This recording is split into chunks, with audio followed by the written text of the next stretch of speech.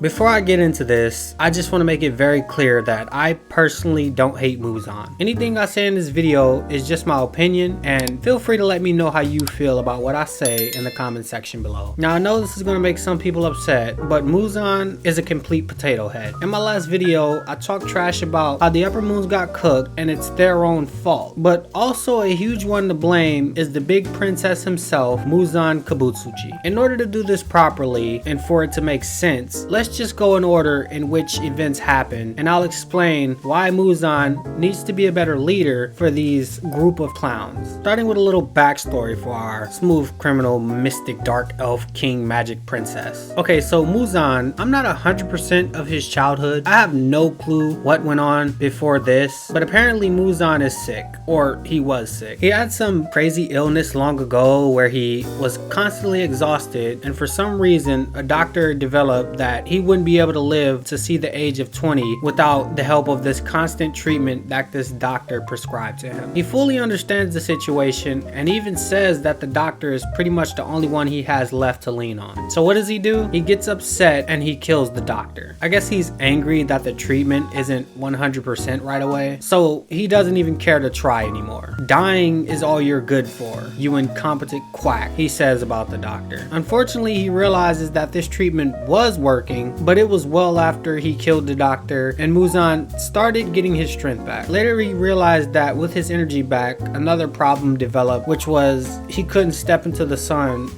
without dying. Apparently the doctor's elixir he was giving Muzan contained the blue spider lily, so he realized that if he were to become a daywalker, he would need to have that doctor's treatment again. Well, good luck with that. Your impatience cost you dearly. So for the next 1,000 years, you're stuck trying to copy something you can't even confirm exists at all. It's your own fault, loser. Next, his main objective has become to either find a blue spider lily or keep creating or turning people into demons to see who can survive in the sun. This brings us to our current events. The only reason most demons are around and upper moons even exist is to fulfill one of these two things. Well, later in life, Muzan goes around thinking he's hot shit because he can just bully and eat regular people until he runs into somebody we're all familiar with, the great and powerful Yoruichi himself. Muzan and Yoruichi fight and Muzan gets cooked, like actually cooked. Muzan spent most of his time killing weaker humans, so this was his first encounter with a nigga who can box for real. This man Yoruichi cooked Muzan so bad that he literally ran away from this fight he almost died in, locked himself into hiding, created the upper moons and the 12 Kizuki to go out and continue his objectives, and even has an infinity castle which he can summon and teleport demons to guard just because he got his ass whooped. He got his ass beat so bad that even upper moons see Yoruichi when they're scared or they're about to die. Anyways, back to our main hero story. This is fuck up number 1 from where the actual show begins. After Yoruichi died and even Tanjiro's dad died, Muzan wanted to get rid of anyone else who might know how to cook him with that so powerful sun breathing ability. So he targets Tanjiro's family. He goes there and kills all of them except Tanjiro, one of the main ones he should have killed, and Nezuko, which he turned into a demon. I'm not really sure why he did this exactly. Anyways, this bonehead went there, which I'm sure was planned, because he wanted to get rid of what was left of his ultimate L, and literally missed one of the biggest targets on the list.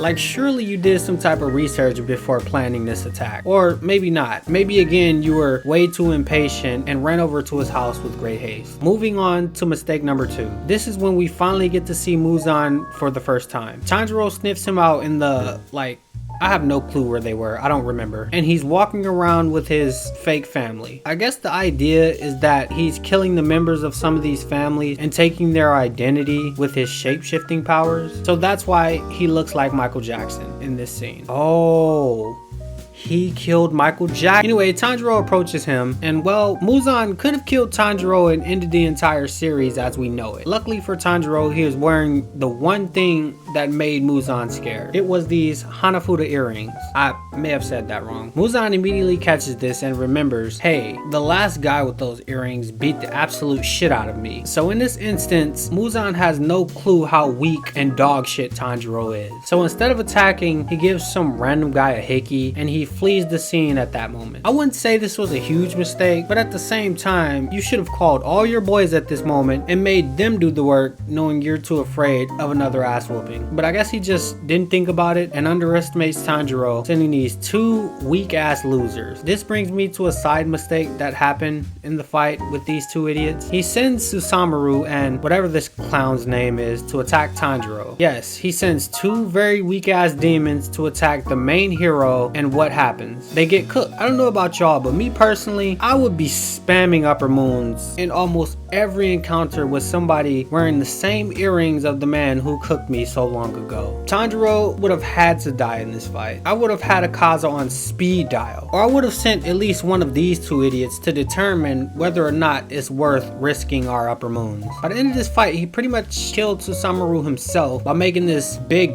bro out of her mouth. Moving on to our next mistake, number 3. This lame ass, ugly ass, projectile spamming ass, no drip having ass. You know what? Seriously, Inmu. This character literally wanted to be a train. Thomas the Train. Like, let's just act like he never existed. Anyway, Muzan made somewhat of a good move here. After this clown lost, he had Akaza on the way to provide backup. I actually think this is a really good move on Muzan's part. Only problem is Akaza went there and acted like a fucking fool. Akaza sat there joking around and toying with Rengoku, underestimating him, and Rengoku turned the fuck up. By the end of the fight, Akaza wasted time, the sun was coming up, and to be honest, he almost got soloed by Rengoku for being a complete potato head. He ends up killing Rengoku. All of our other heroes are just fine, and he left the fight looking like this. This should have been a learning lesson for Muzan, which it pretty much was. He actually got mad at Akaza for not taking the fight serious and not killing off Tanjiro and the others with Rengoku. The lesson is, as an upper moon demon, you need to go to these fights completely bloodthirsty and kill everyone at the scene. No survivors. Next mistake, number 4. Daki and Gyutaro. I've already talked about this in my previous video, but I blame Daki and Gyutaro for playing around and again underestimating our heroes. While I do think it's their own fault, I can't help but to put a huge proportion of the blame on Muzan as well, because he literally came and paid Daki a visit before all this entertainment district shit went down. Learning from our last fight, you should have told her and Gyutaro, if any slayers are to be encountered, you two need to be ready and as bloodthirsty as ever. Gyutaro, you should be confirming your kills, and Daki, why the fuck is Daki so weak? Anyways, I'm not sure if Muzan could see these fights play out as they happen, but from watching this shit go down, Daki and Gyutaro had the opportunity to win this fight, but they played around too much and got ultimately cooked. Lesson learned again. Stop goofing around with our Hashira and our main heroes. Muzan actually takes a break here and held an upper moon meeting to explain to these idiots the very lesson being taught. He tells these idiots to apply themselves a little more and start taking shit serious, because while we have been winning for a long time, the Demon Slayer Court has been training and they just smoked our Upper Moon 6.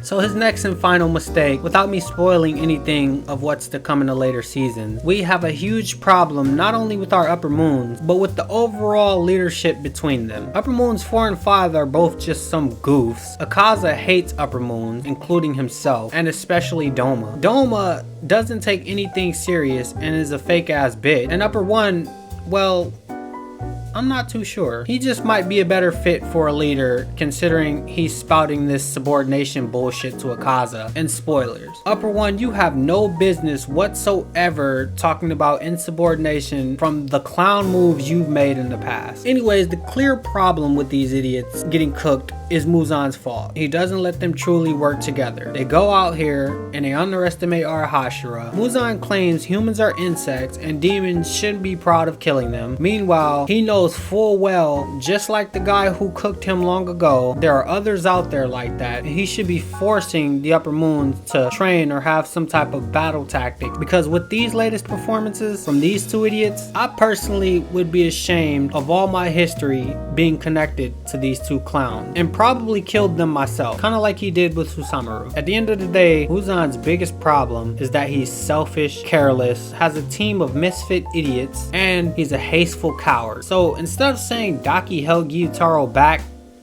send help next time, or join the fight yourself, instead of fucking off knowing your team sucks.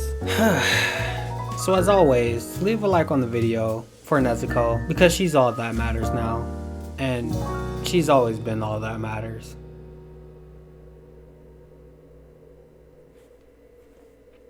Bye.